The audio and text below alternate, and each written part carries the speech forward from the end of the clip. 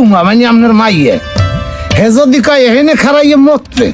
পোলাই হেনে খারাই মরতে এই বলে সোনার টুকরো ছেলে আমার কোনো আলটু ফালটু কাজে নাই কোনো গাজায় নাই মদে নাই বিড়ি সিটতে নাই সিগারেটে নাই চাই পর্যন্ত খাইছে না বুঝলেন